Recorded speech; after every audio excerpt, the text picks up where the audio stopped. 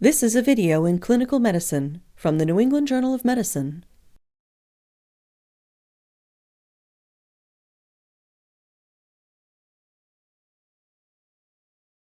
Overview.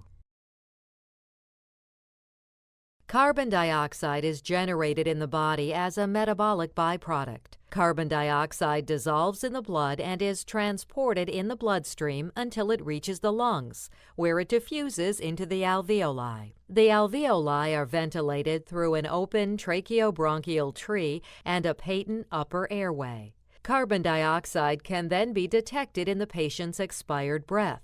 The measurement of expired carbon dioxide provides insight into important life-sustaining processes that include metabolic, circulatory, and respiratory activity.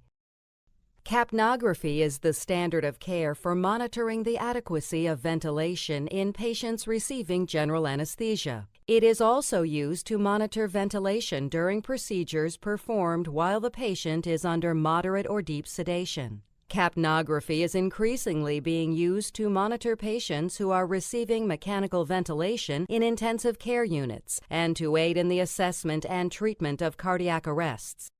Before capnography was available, physicians relied on the physical exam, such as auscultation of the chest, to assess the adequacy of ventilation and proper placement of endotracheal tubes, and on arterial blood gas analysis to determine the partial pressure of carbon dioxide. Capnography allows for non-invasive and continuous monitoring of carbon dioxide levels and can provide valuable information regarding the metabolic, circulatory, and respiratory conditions of a patient. Although capnography is not complicated, the clinician must understand the principles of capnography and how the equipment works in order to interpret the information it provides. Definitions. Capnometry refers to the measurement and numerical display of carbon dioxide concentrations. Capnography refers to the graphic display of the exhaled and inhaled carbon dioxide concentration plotted against time. Colorimetric capnography is a qualitative method of determining the presence of carbon dioxide using a pH-sensitive filter that changes color from purple to yellow when carbon dioxide is detected. PaCO2 denotes the partial pressure of carbon dioxide in arterial blood. End-tidal carbon dioxide is the percentage concentration or partial pressure of carbon dioxide at the end of exhalation, normally 5% of atmospheric pressure or approximately 38 millimeters of mercury at sea level. Hypercapnia and hypercarbia refer to a greater than normal partial pressure of carbon dioxide in blood. Hypocapnia and hypocarbia refer to a lower than normal partial pressure. Indications. Capnography is used in the operating room to aid in the proper placement of endotracheal tubes and to monitor ventilation. Capnography is increasingly being used to assess the adequacy of ventilation and to monitor for hypercapnia or hypocapnia in treatment areas such as intensive care units, post-anesthesia care units, emergency departments and ambulances, endoscopy suites, sleep laboratories, and cardiac catheterization laboratories.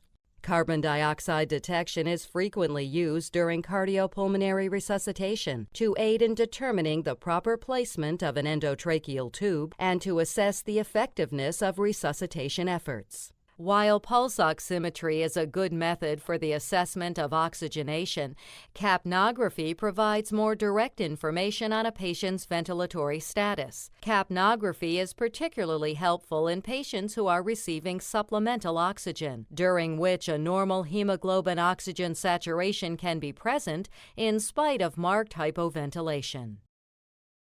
Contraindications. There are no contraindications to the use of capnography, provided that the data obtained are evaluated in the context of the patient's clinical circumstances.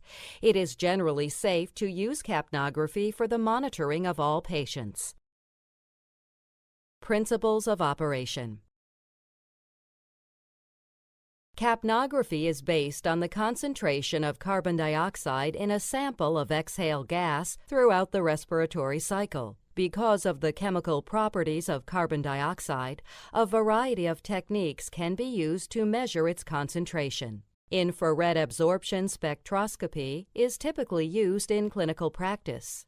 Infrared light can be passed through a sample of gas to an infrared detector. As the concentration of carbon dioxide increases, the intensity of the light that reaches the detector decreases. Carbon dioxide gas strongly absorbs infrared light with a wavelength of 4.3 microns.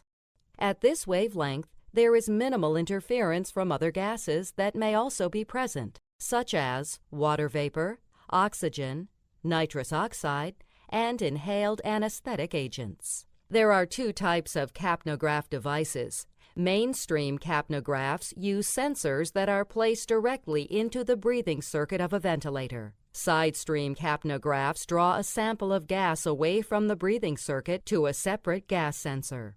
The response of a side-stream device to changes in carbon dioxide concentration is delayed by a few seconds, since the gas must travel through the sampling line before it can be analyzed. However, in patients who are not intubated, side-stream capnographs can be used conveniently with a face mask or nasal cannula to monitor respiration. Nasal cannulas and face masks that feature integrated CO2 sampling are commercially available. You can modify standard face masks by attaching the sampling line directly to the orifice of a mask, or by securing the sampling line inside the mask. Take care that the orifice does not rest against the patient's skin to avoid occlusion of the flow of gas into the sampling line. Alternatively, you can place an integrated sampling nasal cannula underneath a face mask. Data interpretation. A normal capnogram shows a regular, nearly square waveform that oscillates at the same frequency as the patient's respiratory rate. During inspiration, the capnogram should be at 0 as the patient breathes in fresh gas. When the patient starts to exhale, the first gas exhaled will be from the anatomical dead space and will contain little or no carbon dioxide. However, the concentration of carbon dioxide in the exhale gas will rise rapidly and plateau as the alveoli begin to empty. As exhalation proceeds, the concentration of carbon dioxide remains high and increases slightly. The peak concentration reached at the end of exhalation is the EtCO2. As the patient begins to inhale again, the capnogram falls rapidly to 0, indicating the absence of carbon dioxide in the inspired gas. In patients who are not intubated, the samples of the exhale gas are mixed with the surrounding atmosphere and fresh gas flow, diluting the concentration of carbon dioxide. As the side stream catheter is moved farther away from the patient's airway, the EtCO2 value will decrease progressively. Although the EtCO2 of a patient who is not intubated represents only a qualitative indicator of ventilatory status, the patient's respiratory rate can still be determined from the waveform of the capnogram. Proper use of capnography. In patients who are not intubated, place the side stream sampling catheter close to the patient's airway, using either a face mask or a nasal cannula. Capnography should be started before treatment is begun, so that satisfactory baseline tracings of the patient's spontaneous respiration can be obtained and correct operation of the capnograph can be confirmed before any procedural sedation is administered. Any change in respiration can then be assessed relative to this baseline. In patients undergoing endotracheal intubation, capnography helps to show that the trachea, and not the esophagus, has been successfully intubated. However, if the stomach is insufflated with air that contains carbon dioxide, or if the patient has recently swallowed a carbonated beverage, the capnogram might transiently show the presence of carbon dioxide, even if the endotracheal tube has been erroneously placed in the esophagus. A series of successive, steady, normal capnographic waveforms must be seen to rule out esophageal intubation. In addition, a capnogram tracing indicates gas exchange and does not inform the clinician about whether the endotracheal tube is positioned properly. For example, whether it is in a bronchus or in the oropharynx. Capnography is useful for the measurement of the ventilatory characteristics of intubated patients, and it may reduce the need to measure arterial blood gas. Common problems and limitations. Capnography is valuable for monitoring a patient's respiratory status. However, it is important to be aware of circumstances that may affect its reliability and to be able to recognize and interpret abnormal waveforms that may result from pathologic features or from technical difficulties. Capnograms must always be interpreted in conjunction with other physiological variables, and clinical judgment is important. Loss of the capnographic waveform may be caused by apnea, disconnection of a ventilator circuit, occlusion or dislodgement of an endotracheal tube, or occlusion or disconnection of the sampling line. Waveforms that do not return to zero during inspiration indicate rebreathing of carbon dioxide. This can occur if the carbon dioxide absorber in an anesthesia machine is chemically exhausted, if a valve in the ventilator circuit is not functioning properly, or if the flow of fresh gas is insufficient. An elevated baseline can also be seen if the device is calibrated incorrectly. Decreases in EtCO2 can be due to hyperventilation, pulmonary embolism, cardiac arrest, sudden hypotension, hypovolemia, hypothermia, leaks in the sampling system, or a partial airway obstruction. Increases in EtCO2 can result from hypoventilation, rising body temperature, bronchospasm, adrenergic discharge, release of a tourniquet on an extremity, or ventilation of a previously unventilated lung.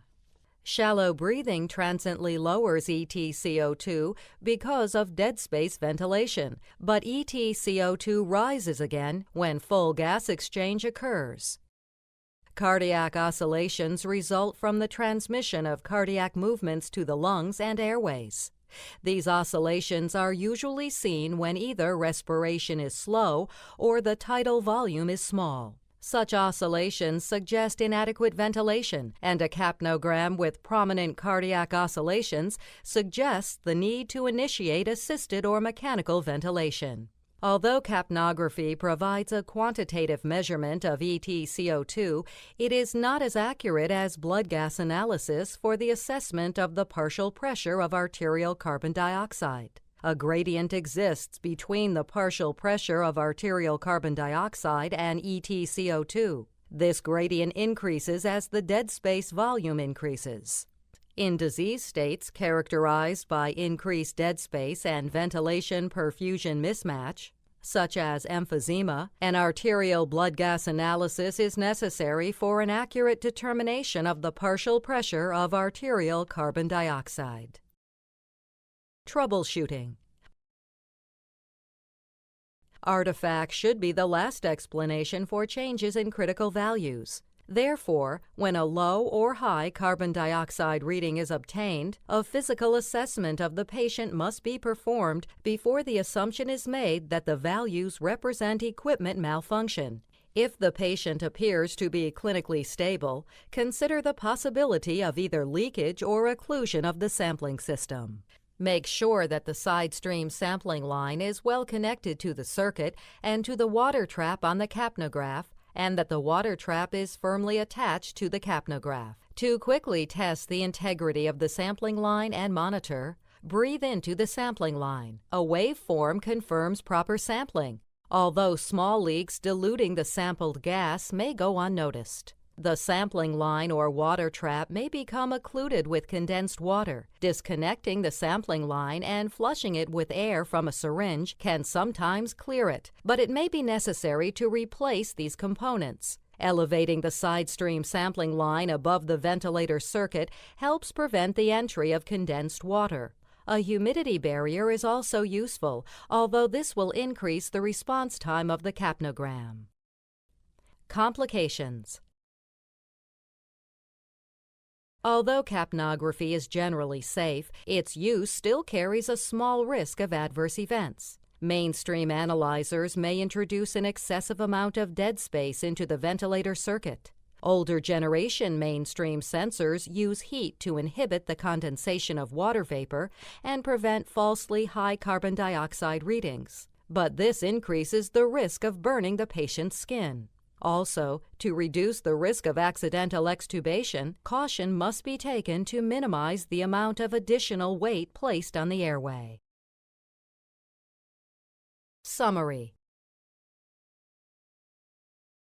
When used correctly, capnography is a potentially life-saving tool.